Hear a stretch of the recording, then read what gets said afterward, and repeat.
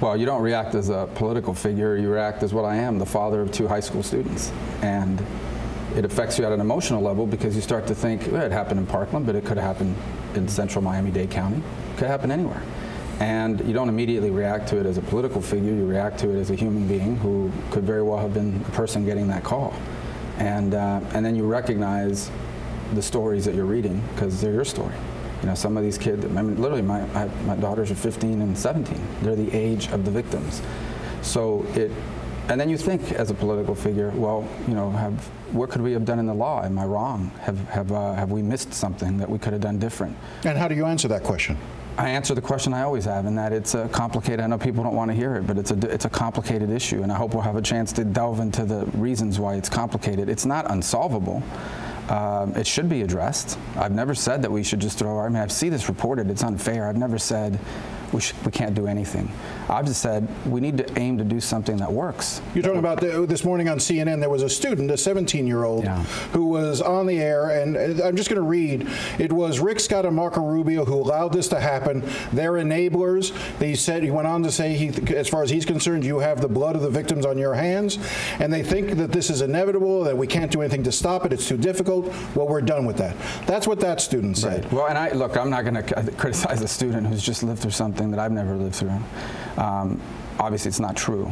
We didn't enable it, and we certainly have never said that I've never said there's anything you can't do about it. There are things we can do about it. What I have said is that the proposals out there would not have prevented it, and that's a fact. I mean, the Washington Post is not a conservative rag, and it ruled that was true. Now, just because the laws could not have done anything to prevent it doesn't mean that we can't have a debate on those laws anyway, and it doesn't mean there's nothing we can do. I want to play for you one piece of sound from another student, David Hogg, who was a journalist at the school.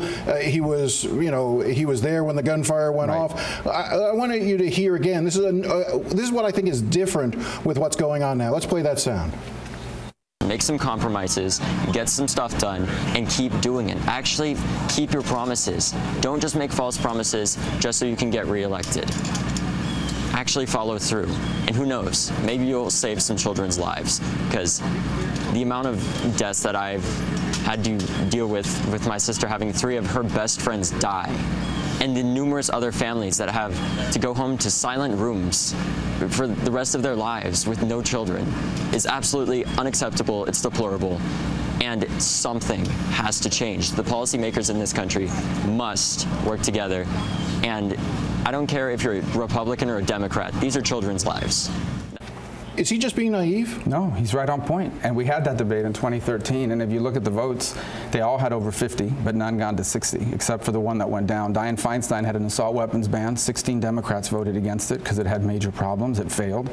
There was a bill by Senator Grassley that would have required states to report mental illness, or would have incentivized states to report mental illness, that would have stood up a study on mass shootings and tried to get to the core of the pathology of them.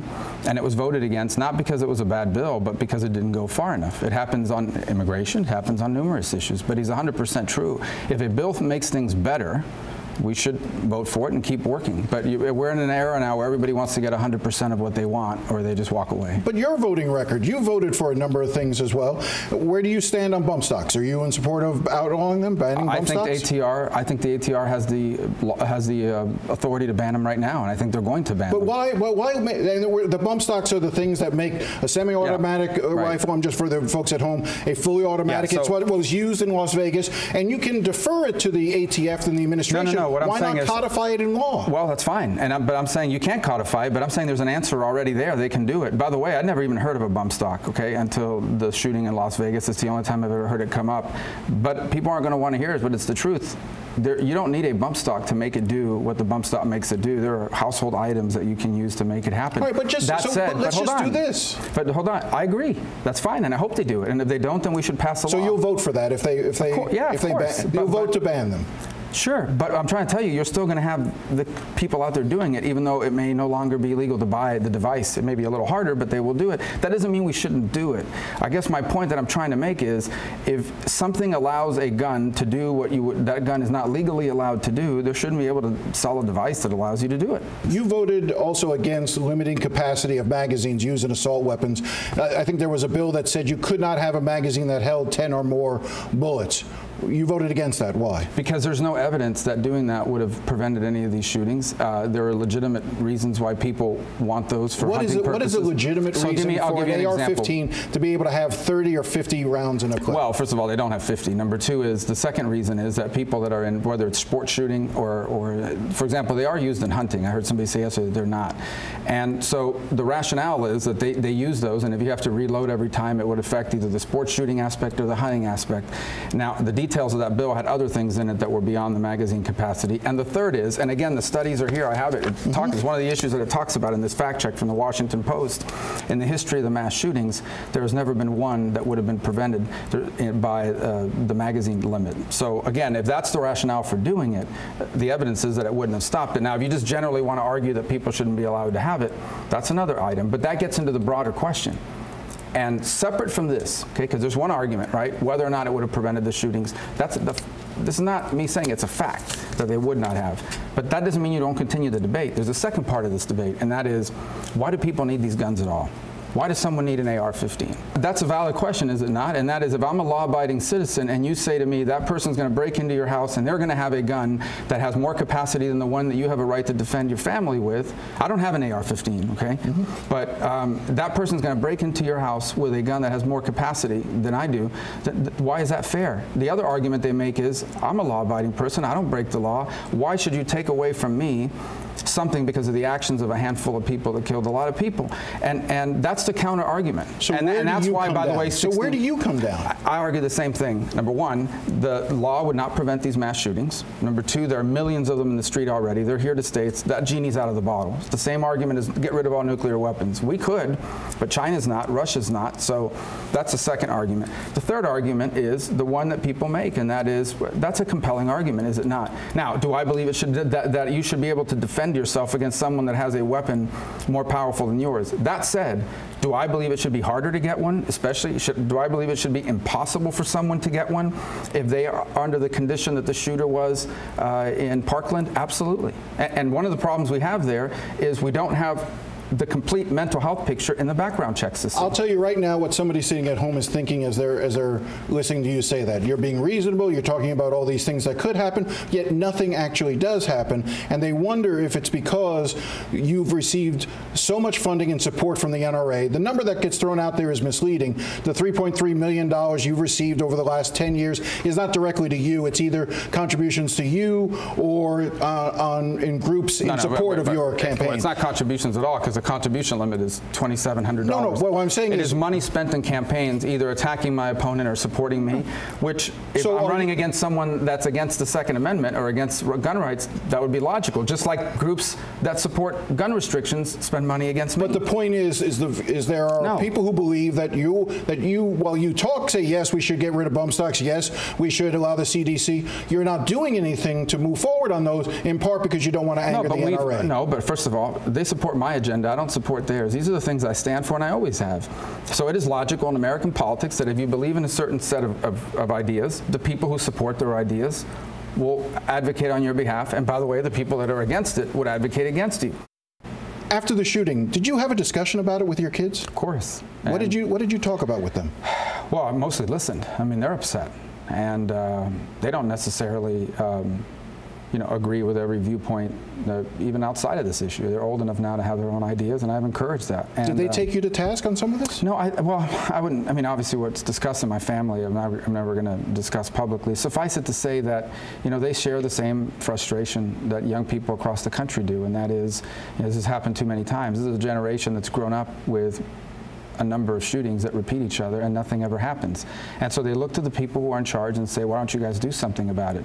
And they're angry. And I understand it. And you know what? I'm glad they're involved, because maybe that will force us all to sit down and basically say, look, guys, we don't all agree on these things, but here are things we can agree on that makes things safer and better I'm in favor of doing something. I just want to make sure that what we do works, and I want to make sure it covers every aspect of this. There's this false narrative out there that just because you say we have to deal with mental illness means you don't want to deal with the gun part. I'm willing to deal with the gun part. I don't think people like this guy or people like him should have any gun, not an AR-15, any gun. We need to create a system that keeps them from getting it. We don't have one now that does that. That's what I'm in favor of. So who's going to take the lead on that? Well, I would imagine, sure, I'm prepared to take the lead, and others are, but I'm being honest with you. No, but you just said I'm prepared to, and others are. I mean, is this an issue that you're? But is this? Am I going to see a Rubio bill about this? You should. But what I'm trying to tell you with that. But will I?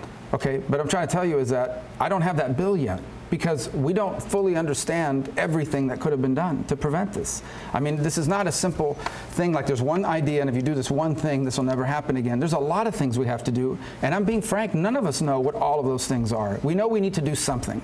And now we need to take the time to, and not forever, but we need to take time to understand what that is and be open-minded, that some of the things that it might require to make sure this never happens again are potentially things we haven't supported in the past. You understand the frustration. We heard that after Sandy Hook. We heard that after the church shootings. We heard that after Las Vegas. We hear that after every shooting. And then nothing happens. And there was a huge debate after Sandy Hook that went all the way to the floor of the U.S. Senate, and ideas on both sides were voted down. On both sides, including ideas that had strong bipartisan support, went down in flames. So perhaps this will serve as a catalyst to restart that, and it should. But it shouldn't have taken this, but it will, and now it has. But my answer to you is we need to have the right answers, and that means we need to be honest about it, and we need to have intake from everyone, from gun experts, from law enforcement, from people in schools. It's not just schools, churches have been shot up as well, by people in the mental health field, by sociologists. We need to take in all of that and from it come up with ideas, not just one, but many, that solve this. But why hasn't that happened already? Well, you know, they tried to in 2013, and as I told you already, that's 5 years ago. It is. And how many mass shootings have we had since then? Several. And why hasn't it? I don't know the answer. But part of it, I think, is people just move on. The news moves on, society moves on, and politicians move on. And people say it's the NRA that are holding it back. Well, you know, I guess, you know, people want to say that they can say it. The bottom line is that it doesn't matter to me. I'm willing to have this debate. Do they not have clout? Sure they do. Of course they do. And so do the groups on the other side. Mayor Bloomberg, who, by the way, I'm friends with, has clout too. And they spend a lot of money and time out there. Organizations, some group within 48 hours of the shooting somehow managed to put together 3 billboards and show up in my office and accuse me of being responsible for this. They're driving around. But within 48 hours, they put all that together. So there are groups on both sides. They have a right to, by the way. I'm not criticizing them. My point is there are groups on both sides of this issue that have influence. The vast majority of the U.S. media is in favor of, against the positions I've taken in the past. So there are people that have massive influence on both sides of this issue. The bottom line is we are policymakers. We are put there to solve problems, and one of the fundamental obligations of the federal government is to keep our people safe. We have a mass shooting threat in this country that is real and growing. We need to address it, and we should have addressed it before, and now hopefully this serves as a catalyst to do it now. Because it hasn't been addressed before, do you feel some responsibility for these shootings that have happened since? Well, I feel responsibility for the inability to have done something in the past about these issues. I continue to say that despite the fact that the FBI messed up and that the school district didn't report that, and that our laws didn't allow them to report it, and that the sheriff's office responded 30 times and it wasn't reported, and that no one monitored his social media, I think all those things contributed to it. But there's only one person at the end of the day responsible for what happened, and that is this killer.